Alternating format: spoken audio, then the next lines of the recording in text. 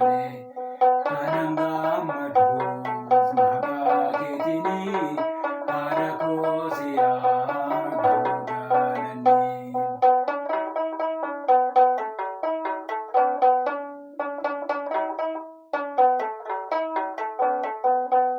Qulqulloonni ishee kan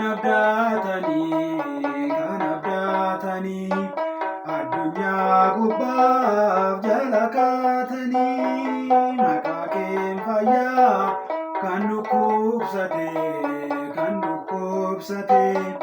hedduu raajiin kee nama hubate laphee kiyyaa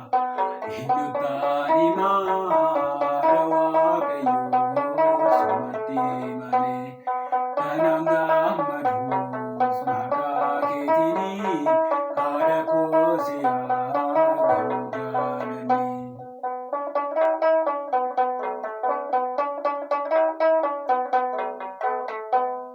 Kanan beela koo sitti irraanfadhee sin qabaafanii kanan abdadhee si kadheen dhabuu kan fedhii kiyyaa gara keeniyyaa yaarmee kiyyaa kan laphee kiyyaa eenyutaan himaa haadha waaqayyoo simattee malee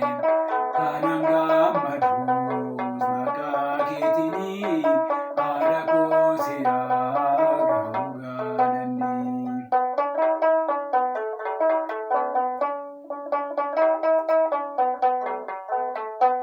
Lubbuun koo hedduu narra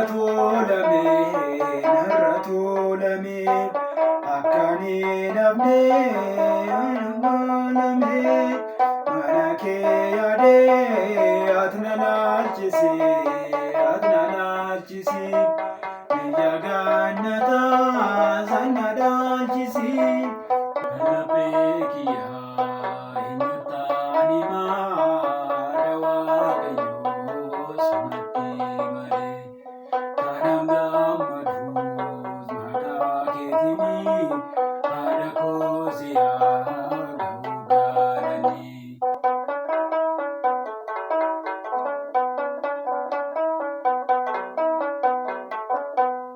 Ergaan qabamee ati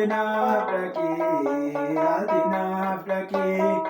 ilma kee biraa yakka koo haqii daandii waaqayyoo na harkaa badee akka ani nafnee achumaan badee kan laphee kiyyaa eenyutaan himaa haadha waaqayyoo